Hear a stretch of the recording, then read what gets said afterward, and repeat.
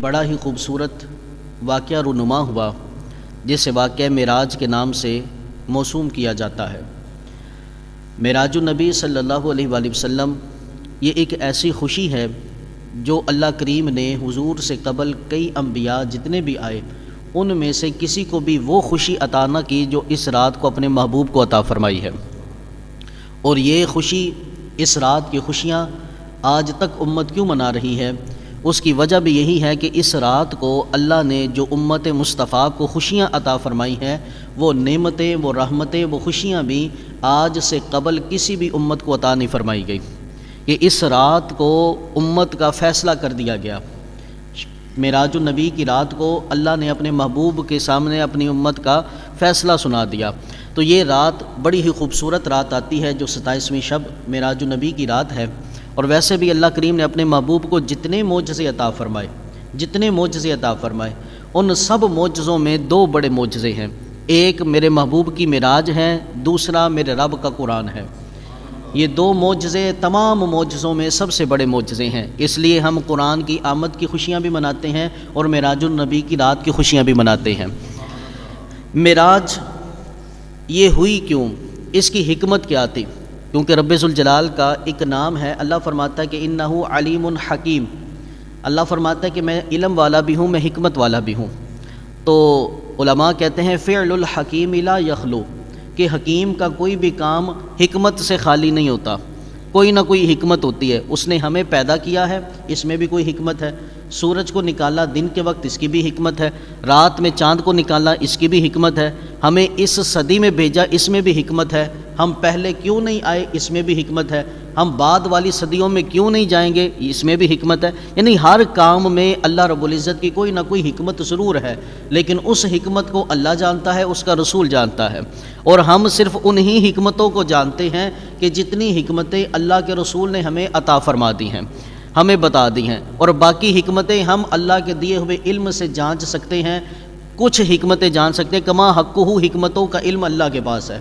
اب معراج النبی کی کما حقہ جو حکمتیں ہیں وہ تو اللہ کے سپرد ہے، لیکن علماء جو اپنے علم کے ذریعے چند حکمتیں بیان کرتے ہیں ان حکمتوں کو آج ہم ذکر کریں گے کہ معراج النبی صلی اللہ علیہ وآلہ وسلم کا یہ جو واقعہ رونما ہوا، اس کا اصل مقصد کیا تھا، اس کی حکمت کیا تھی، اس کا پس منظر کیا تھا۔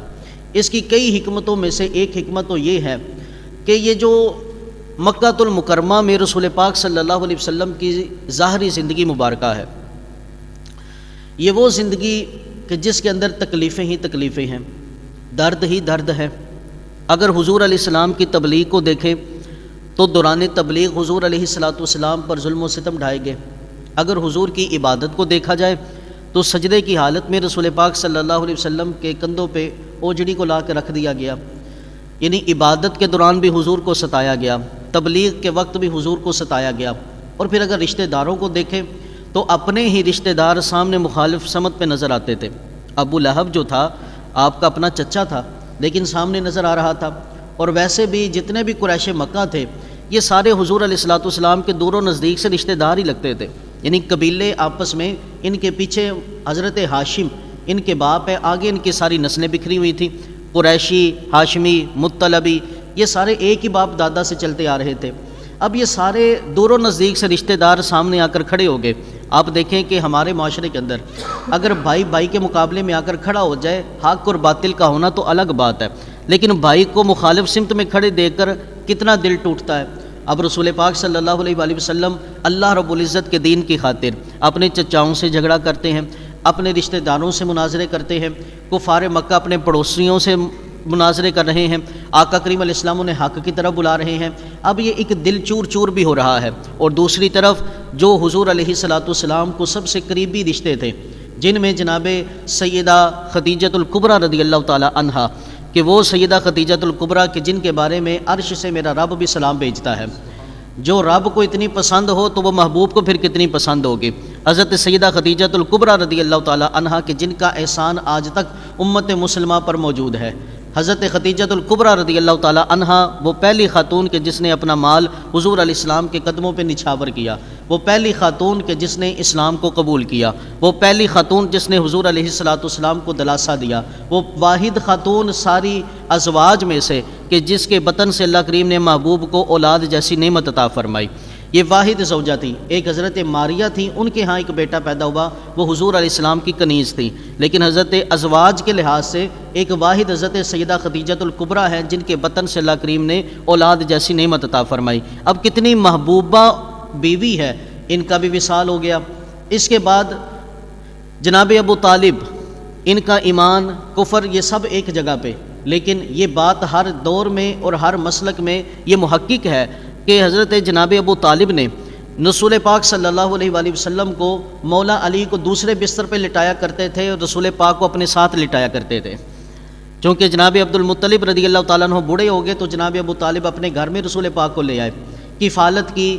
جب بائیکاٹ کیا گیا تو جناب ابو طالب حضور علیہ السلام کے ساتھ تھے، بڑا احسانات کیے، سارے چیزیں اپنی جگہ پر، لیکن جناب ابو طالب کی جدائی نے رسول پاک صلی اللہ علیہ وسلم کو نہایت ہی غمگین کیا۔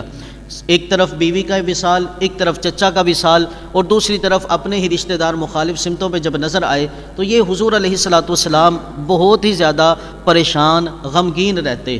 اللہ کریم نے اپنے محبوب صلی اللہ علیہ وسلم کی دل کی تسکین کے لیے اللہ نے فرمایا محبوب آج دنیا یہیں پہ رہ جائے گی، تو میرے پاس آ جا، میں تجھے دیکھوں تو مجھے دیکھے۔ آج تک تو نے غموں کو دیکھا، آج تک تو نے پریشانیوں کو دیکھا، آج تک تو نے بڑی بڑی تکلیفوں کا سامنا کیا، لیکن آج کی رات یہ ہے کہ تو مجھے دیکھے، میں تجھے دیکھوں، تیرے غم میں دور کر دوں، مجھے دیکھ کر تیرے غم دور ہو جائے۔ تو یہ معراج کی رات کی حکمت ایک یہ بھی تھی کہ اللہ کریم اپنے محبوب کے دل کے غموں کو دور کرنا چاہتا تھا، اور دلی تسکین کے لیے اللہ کریم نے اپنے محبوب کو آسمانوں پار بلا لیا۔ اسی طرح ایک حکمت یہ بھی کہ رسول پاک صلی اللہ علیہ وآلہ وسلم، اللہ کریم نے قرآن پاک میں ارشاد فرمایا کہ ما کان لبشر ان یکلمہ اللہ الا وحیا او من وراء حجاب او یرسل رسولا، فرمایا اللہ کی یہ شان کہ وہ کسی بشر سے کلام کرے تو تین طریقوں سے کلام کرتا ہے، یا تو وحی کے ذریعے، اب اس وحی کے اندر خواب کے اندر بھی وحی، خواب کے اندر بھی اللہ وحی فرماتا ہے نبی کو، یا روبرو مل کر بھی وحی فرماتا ہے، یعنی فرشتے کے بغیر بلا واسطہ وحی کرنا، ایک یہ وحی کا طریقہ اللہ کا۔ دوسرا طریقہ یہ ہے کہ او من وراء حجاب، کہ پردے کے پیچھے سے وحی کرنا، یعنی درمیان میں پردہ ہو، پیغمبر کو اللہ کریم کوئی پیغام پہنچا رہا ہو، یہ ہے پیغمبر پردے کے پیچھے سے وحی کرنا۔ اور تیسرا طریقہ او یرسل رسولا، کہ اے محبوب کسی بشر سے رب جب کلام کرتا ہے تو اپنا فرشتہ بھیج کر کلام کرتا ہے۔ تو یہ تین طریقے ہیں کہ بغیر کسی واسطے کے پیغمبر سے کلام کرنا، ایک طریقہ یہ ہے کہ پردے کے پیچھے سے کلام کرنا، ایک طریقہ یہ ہے کہ جناب فرشتے کو بھیج کر پیغمبر سے کلام کرنا۔ ان تمام وحیوں کے اندر جو سب سے اعلیٰ ترین وحی ہے وہ یہ ہے کہ پیغمبر کے روبرو ہو کر وحی کرنا، پیغمبر کے روبرو ہو کر پیغمبر خدا کو دیکھے، خدا پیغمبر کو دیکھے۔ اس حالت کے اندر جو وحی کرنا، یہ وحی کی تمام قسموں میں سب سے اعلیٰ قسم ہے۔ تو یہ قسم وہ قسم جو کسی پیغمبر کو حاصل نہیں ہوئی، اللہ نے اس رات کو اپنے پیغمبر کو عرش و پار بلا کر، محبوب پہلے جبریل آتا تھا پیغام لے کر آتا تھا، آج خدا خود پیغام دے رہا ہے، تو مجھ سے پیغام سنتا رہے، میں تیری عرضیں سنتا رہوں۔ جس طرح میرے محبوب صلی اللہ علیہ وسلم کو اللہ کریم نے یہ وحی کا جو اعلیٰ درجہ تھا، اللہ کریم نے اپنے محبوب کو اپنے قرب کے اندر بٹھا کر اللہ کریم نے اپنے محبوب کو وحی فرمائی۔ اسی طرح یاران محترم برادران اسلام، اللہ کریم نے ساری کائنات کو تخلیق کیا، ساری کائنات کو تخلیق کیا۔ اللہ خالق، اللہ خالق ہے، اور لہو ما فی السماوات و ما فی الارض، زمین و آسمان میں جو کچھ بھی ہے سب کچھ رب ذوالجلال کا ہے۔ اللہ کریم نے یہ سب کچھ تخلیق کیا، لیکن وجہ تخلیق کائنات کون ہے؟ اللہ نے یہ سب کچھ تو تخلیق کر دیا، لیکن کس کی کوئی حکمت، کوئی وجہ تو ہوگی۔ اللہ فرماتا ہے کہ میں کوئی کام ایسے نہیں کرتا، اس کی کوئی وجہ ہوتی ہے، اس کی کوئی حکمت ہوتی ہے۔ اگر احادیث کا مطالعہ کرے تو یہ روز روشن کی طرح یہ چیز واضح ہے کہ ساری تخلیق کائنات کا جو مقصد ہے، جو وجہ تخلیق کائنات ہے، وہ رسول پاک کی ذات ہے۔ اللہ نے اپنے محبوب کے لیے، وگرنہ رب کو نہ تو سجدوں کی ضرورت ہے، نہ رب ذوالجلال کو کسی کی تسبیح کی ضرورت ہے۔ جب کوئی تسبیح کرنے والا نہیں تھا اس وقت بھی خدا خدا تھا، آج سارے اس کی تسبیح کرنے والے ہو جائیں پھر بھی وہ خدا خدا رہے گا۔ وہ جس شان کا مالک ہے کسی کی تسبیح سے اس کی شان زیادہ نہیں ہوتی، اگر کوئی اس کی تسبیح نہ پڑھے تو اس کی شان معاذ اللہ کم نہیں ہوتی۔ وہ رب ذوالجلال وحدہ لا شریک ہے، وہ غنی ہے، وہ بے نیاز ہے، اس کو کسی کی عبادت کی ضرورت نہیں، اس کو فرشتوں کی عبادت کی ضرورت نہیں، اسے انسانوں کی عبادت کی ضرورت نہیں۔ اس نے یہ ساری کائنات بنائی تو کس وجہ سے بنائی؟ وہ پھر اللہ رب العزت کی وہ حدیث قدسی یاد آتی ہے، اللہ فرماتے ہیں میں چھپا ہوا خزانہ تھا، میں چھپا ہوا خزانہ تھا، مجھے جب محبت آئی کہ کوئی مجھے جانے، مجھے کوئی پہچانے، کوئی مجھے بھی سنے، کوئی میری بھی سنے، کوئی میری بھی مانے، جب فرمایا کہ میرا یہ جی چاہا تو میں نے اپنے محبوب کو پیدا کر دیا، اپنے محبوب کو پیدا کر دیا۔ تو اللہ نے اپنی محبت کے لیے مصطفیٰ کو پیدا کیا، اور آقا کریم علیہ الصلوۃ والسلام کی شان و عظمت، اب اللہ کریم نے اپنے محبوب کے جلوے بھی تو دکھانے تھے، اللہ نے اپنے محبوب کا شان و شوکت اور مقام و مرتبہ بھی تو دکھانا تھا کہ کائنات والوں میں جس سے محبت کرتا ہوں وہ کتنی شانوں والا ہے۔ تو اللہ کریم نے اپنے محبوب کی شان و عظمت کو ظاہر کرنے کے لیے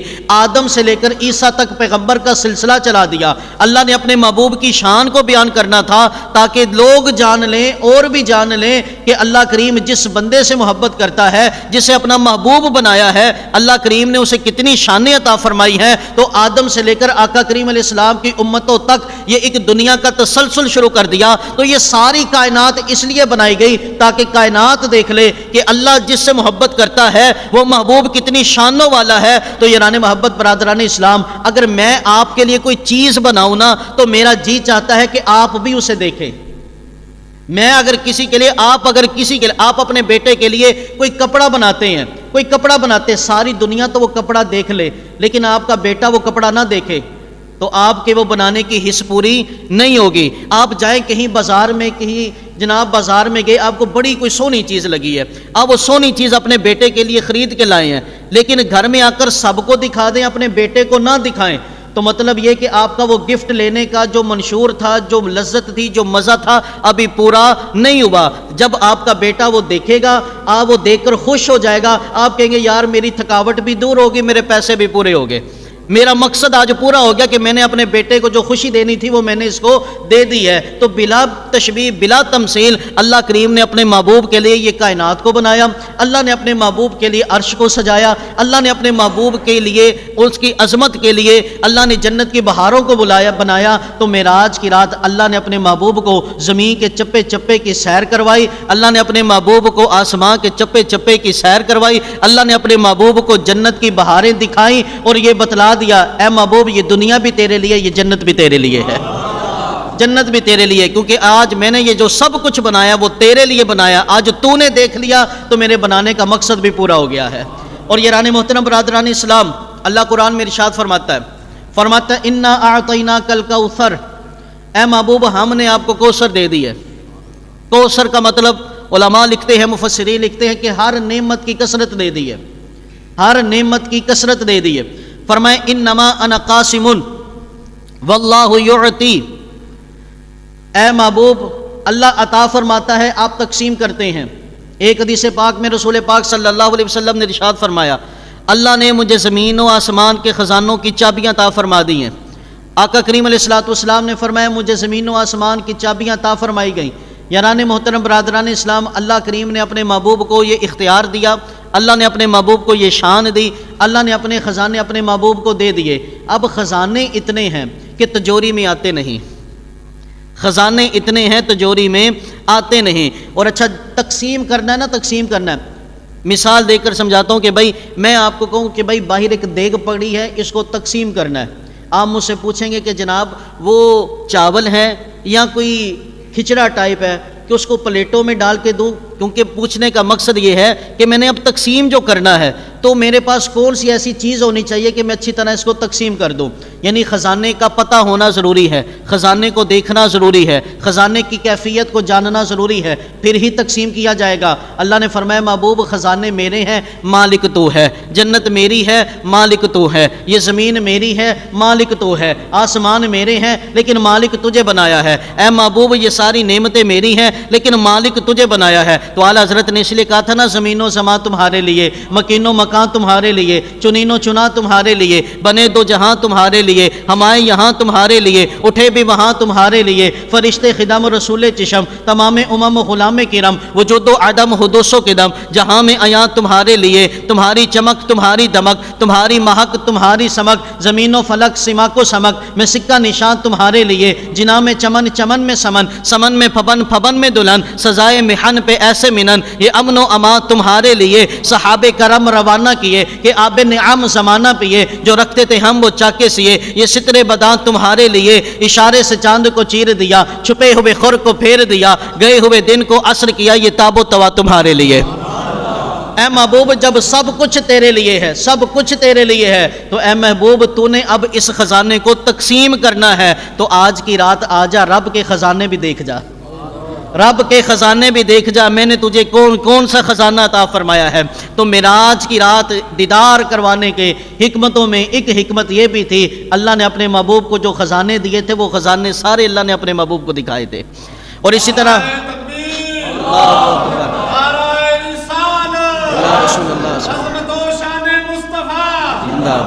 یاران محترم برادران اسلام، آپ بھی خرید و فروخت کرتے ہیں، کاروبار کرتے ہیں، کاروبار کا ایک اصول ہے، کاروبار کا یہ اصول ہے، جو بیچنے والا ہے، جو خریدنے والا ہے، وہ ایک جگہ پہ ہونے چاہیے، ایک مجلس میں ہونے چاہیے۔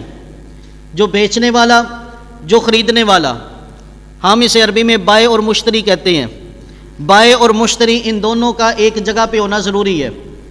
نمبر 2، جو چیز خریدی جا رہی ہے اس کے بدلے میں جو پیسہ دیا جائے گا اسے ثمن کہتے ہیں۔ جو پیسہ جو نقدی دی جائے گی اس کے بارے میں بھی پتہ ہونا چاہیے کہ وہ پاکستانی پیسہ ہے یا ریال ہے، وہ ڈالر ہے یا کوئی اور کرنسی ہے، یعنی کرنسی کا بھی پتہ ہونا چاہیے، جو چیز خریدی جا رہی ہے اس کا بھی پتہ ہونا چاہیے، بیچنے والے کا بھی پتہ ہونا چاہیے، خریدنے والے کا بھی پتہ ہونا چاہیے۔ کوئی آپ سے آ کر کہے کہ جناب آپ کو میں فلاں بلڈنگ بیچتا ہوں، آپ کہیں گے یار مجھے مالک سے ملواؤ، مجھے مالک سے ملواؤ۔ اگر کسی مالک کو جا کر کہے کہ بھئی تم یہ عمارت بیچنا چاہتے ہو، فلاں بندہ خریدنا چاہتا ہے، وہ کہے گا مجھے خریدار سے ملواؤ۔ جب ان دونوں کی آپس میں ملاقات ہو جاتی ہے پھر یہ کہتے ہیں کہ بھئی اب ہمیں دکھاؤ کہ بھئی کون سے پیسوں کے ذریعے تجارت کی جائے گی۔ تو بلا مثال اور بلا تمشیق 11واں سپارہ رب ذوالجلال ارشاد فرماتا ہے، ان اللہ اشترا، بے شک اللہ کریم نے مومنین سے ان کی جانوں کو خرید لیا ہے۔ بولیں تھوڑا سا اور محبت سے بولو۔ کہا کہ اے محبوب ہم نے آپ کی امت کی جان کو خرید لیا، کس کے بدلے؟ بِأَنَّ لَهُمُ الْجَنَّةَ، ہم نے آپ کی امت کا سودا کر لیا ہے، آپ کی امت کی جان کو، آپ کی امت کے مال کو اللہ نے خرید لیا ہے۔ ذرا اپنی قسمت پہ ناز تو کرو، اس جان کو رب نے خریدا ہے۔ آئے ہائے یار، بڑے بڑے خریدار ہوں گے لیکن ہمارا خریدار مسلمان کوئی عام نہیں ہے، عام نہیں ہے، عام نہیں ہے۔ اپنے آپ کو چند روپیوں پہ نہ بیچو، اپنے ایمان کو چند روپیوں پہ نہ بیچو، اپنے ایمان کو، اپنے آپ کو دنیا کی چند سہولیات پہ نہ بیچو۔ ارے ہم تو اتنے قیمتی ہیں کہ ہمارا خریدار خود ہمارا خدا ہے، خود ہمارا خدا۔ فرمایا کہ میں نے مومنین سے ان کے مال اور ان کی جان کو خرید لیا ہے، خرید لیا ہے۔ اچھا جو امت ہوتی ہے نا، امت، اس کا سربراہ پیغمبر ہوتا ہے، پیغمبر۔ ہم نے جب کہا نا لا الہ الا اللہ محمد رسول اللہ صلی اللہ علیہ وآلہ وسلم، ہم نے کیا کیا؟ اپنی جان رسول پاک کو دے دی۔ حضور اب یہ ہماری جان آپ کے سپرد ہے، آپ جدھر مرضی بیچ دیں۔ بولو تھوڑا سا، حضور یہ ہماری جانیں ہیں، جدھر مرضی بیچ دے، جدھر مرضی بیچ دے۔ اب معراج کی رات کیا ہوا؟ اللہ نے امت کا سودا کیا، اللہ نے امت کو خریدا۔ اور خریداری میں اصول یہ ہوتا ہے کہ جہاں پہ خریدار ہو وہاں پہ بیچنے والا بھی ہو۔ خریدنے والا خدا ہے، بیچنے والے مصطفیٰ ہیں۔ بولو ذرا گج کے، خریدنے والا خدا ہے، بیچنے والے مصطفیٰ ہیں۔ اللہ کریم نے فرمایا محبوب آج کی رات آ جا، تیری امت کا فیصلہ بھی ہو جائے گا، فیصلہ بھی ہو جائے گا، خدا تیری امت کو خرید لے گا، محبوب تو بیچ لے گا، تو عرش و پار آ جا، تاکہ جو کاروبار کے فیصلے اور کاروبار کے جو طریقے میں نے رائج کیے ہیں، ہم بھی یہ جو تجارت کرے تو اس میں وہ شریعت کو ملحوظ خاطر رکھا جائے کہ جہاں بیچنے والا ہو وہاں پہ خریدنے والا بھی ہو۔ محبوب تو میرے سامنے بیٹھ جا، عرش و پار آ جا، لامکان سے آگے آ جا، جہاں پہ کوئی نہ ہو وہاں پہ تو ہو اور میں ہوں، میرے درمیان اور تیسرا کوئی نہ ہو۔ اے محبوب یہاں بیٹھ کر تیری امت کی خریداری بھی ہو جائے گی، تیری امت کی ساری کے سارے فیصلے بھی ہو جائیں گے۔ اور یاران محترم برادران اسلام، جب دونوں خریدنے اور بیچنے والے کے درمیان گفتگو ہو جاتی ہے، پھر کہا جاتا ہے کہ بھائی اب یہ میں امت تجھے دے رہا ہوں، بتا اس کے بدلے میں کیا دے رہا ہے؟ تو اللہ نے فرمایا بِأَنَّ لَهُمُ الْجَنَّةَ، اے محبوب میں تیری امت کو خرید کر تیری امت کو جنت دے رہا ہوں۔ تو فرمایا کہ محبوب اب تو نے تجارت تو کر لی، اب تو نے کاروبار تو کر لیا، اپنی امت کو بیچ دیا، اب تیرے خدا نے خرید لیا، اب میری جنت کو بھی دیکھ لے، اس جنت کے بدلے میں نے تیری امت کو خریدا ہے۔ اس لیے اللہ کریم نے اپنے محبوب کو جنت کے بالا خانوں میں بلایا، جنت کے نظاروں میں بلایا، جنت کی بہاروں کو دکھایا، جنت کی نعمتیں دکھائی، اور یہ بتلایا کہ محبوب تیری امت عام نہیں ہے، میں نے تیری امت کو اس جنت کے بدلے خریدا ہے، اس جنت۔ اور اس سے آگے اللہ رب العزت قرآن مجید برہان رشید ذرہ ذرہ گواہ ہے اس بات کا، اللہ جلال ہے، ذوالجلال والاکرام، وہ جلالت والا ہے، شان جتنی مرضی زیادہ ہو۔ معراج کی رات معراج کی رات رسول پاک صلی اللہ علیہ وآلہ وسلم نے ارشاد فرمایا میں نے جبریل کو اس حالت میں دیکھا جیسے اونٹ کے اوپر چادر نہیں ڈال دیتے، چادر اپنے اونٹ کے ساتھ جسم کے ساتھ ایسے چپک جاتی ہے، کہا میں نے جبریل کو ایسے سمٹے ہوئے دیکھا۔ میں نے پوچھا جبریل وجہ کیا ہے؟ کہا مجھے رب کا بڑا خوف ہے۔ کہا میں نے معراج کی رات جب میں فرشتوں کے پاس سے گزرا نا تو آقا کریم علیہ الصلوۃ والسلام نے فرمایا میں نے فرشتوں کے پروں کے ہلنے کی آواز سنی، میں نے فرشتوں کو دیکھا، ہر فرشتہ اللہ کے خوف سے لرز رہا تھا، اللہ کے خوف سے لرز رہا تھا۔ شان جتنی مرضی زیادہ ہو، آدم کی شان تھوڑی نہیں، حدیثوں میں آتا ہے کہ کل قیامت کے دن وہ بھی کیا کہیں گے؟ نفسی نفسی نفسی۔ شان جتنی مرضی زیادہ ہو، موسیٰ علیہ الصلوۃ والسلام کلیم اللہ ہے، قیامت کے دن رب کا جلال دیکھ کر کہیں گے نفسی نفسی نفسی۔ شان جتنی مرضی زیادہ ہو، لیکن رب کا جلال کتنا زیادہ ہے کہ عیسیٰ علیہ الصلوۃ والسلام جیسے پیغمبر نفسی نفسی نفسی کا اعلان کر رہے ہوں گے۔ شان کتنی زیادہ ہے، لیکن ابراہیم علیہ السلام کو دیکھ لو، اللہ نے اپنا خلیل بنایا اور جد الانبیاء بنایا، انبیاء کا دادا، انبیاء کا نانا، اتنی بڑی شان اللہ نے عطا فرمائی، جد الانبیاء، انبیاء کی عزت قرار دی گئی، لیکن اس کے باوجود قیامت کا دن ہوگا نفسی نفسی کہا جائے گا۔ اور اچھا بات یہ ہے کہ جس بندے کو ڈر ہوتا ہے نا، ڈر ہوتا ہے، وہ اپنا مدعا کھل کے نہیں بیان کر سکتا، کھل کے نہیں۔ بہت سارے ایسے لوگ ہوتے ہیں ہم سے مسئلہ پوچھنا ہونا تو ہمیں لکھ کر بات کرتے ہیں، لکھ کر مسئلہ پوچھتے ہیں۔ اگر روبرو بٹھا کر ہم ان سے پوچھیں نا بھائی ہمیں مسئلہ اپنا بتاؤ، تو وہ اکثر نمازی ایسے ہوتے ہیں کہ وہ مسئلہ ہمیں ٹھیک سے نہیں بتا سکتے، پورا مسئلہ نہیں بتاتے۔ وجہ کیا ہے؟ کبھی مولویوں سے ہم نے دوستی تو رکھی نہیں ہوتی، ایک نئی مخلوق سے جب بات کرنی پڑ جائے تو جناب پھر ہمیں تھوڑی مشکل بن جاتی ہے۔ تو جناب والا اللہ رب العزت جلال ہے، وہ جلالت والا ہے، اور جہاں پہ ڈر ہوتا ہے، جہاں پہ خوف ہوتا ہے نا، وہاں پہ کیا ہوتا ہے؟ اپنا مدعا صحیح طرح پہ بیان نہیں ہو سکتا، کیونکہ ڈر ہوتا ہے، بندہ کہتا ہے بھئی بات جلدی جلدی مکمل ہو جائے، لیکن جب ایک ملاقات ہو، دو ملاقات ہو، تین ملاقات ہو، آپس میں دوستی بڑھتی ہے، آپس میں یاری بڑھتی ہے، آپس میں تقاضے بڑھتے ہیں، آپس میں یہ دوریاں ختم ہوتی ہیں، آپس میں انسیت جب بڑھ جاتی ہے تو کیا ہوتا ہے؟ پھر وہ باتیں بھی کی جاتی ہیں جو سب سے نہیں کی جاتی ہیں، وہ بھی باتیں کی جاتی ہیں پھر جو کسی سے نہیں کی جاتی ہیں۔ آپ دیکھیں نا، میری جب آپ سے پہلی ملاقات تو میرا آپ سے رویہ اور تھا، آپ کا مجھ سے رویہ اور تھا، ہم بڑھتے رہے، آتے رہے، جاتے رہے، بیٹھتے رہے، ملتے رہے، اب رویہ اور ہے، اس وقت رویہ اور تھا۔ اللہ کریم نے فرمایا کہ محبوب تیری میں نے ہر ایک بات ماننی ہے اور تو نے ہر ایک بات کرنی ہے، اور فیصلہ میرا یہ بھی ہے کہ میں نے تجھے بشری تقاضے بھی دیے ہیں،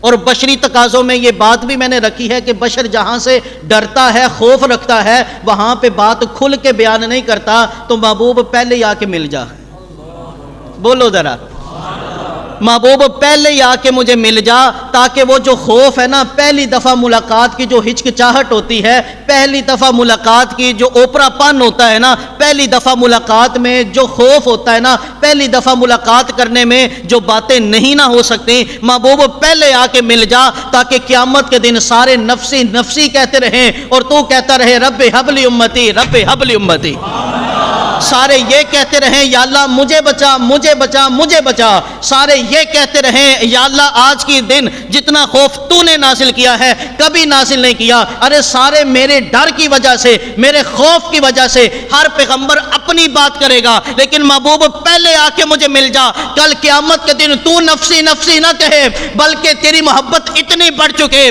تیری انسیت اتنی بڑھ چکے، تو کل قیامت کے دن کے مجھے نہیں میری ساری امت کو بخش دے، میری ساری امت کو بخش دے۔ تو یہ شب معراج کی رات، یہ وہ رات ہے کہ اللہ نے اپنے محبوب کو وہ خوشی عطا فرمائی کہ جو خوشی کسی پیغمبر کو نہ دی، اور اللہ نے اس رات کو وہ خوشی اس امت کو دی جو کسی امت کو اللہ نے یہ خوشیاں عطا نہیں فرمائی ہیں۔ تو یاران محبت، برادران اسلام، تو 27 رجب المرجب 7 فروری بروز بدھ بعد از نماز عشاء اسی جامع مسجد جمال مصطفیٰ صلی اللہ علیہ وسلم میں اسی رات کے اسی پہر کو یاد کرنے کے لیے انشاءاللہ محفل پاک انعقاد کیا جائے گا۔ آپ سب سے گزارش ہے کہ تشریف لائے، اللہ ہم سب کی حاضریوں کو اپنی بارگاہ میں قبول فرمائے۔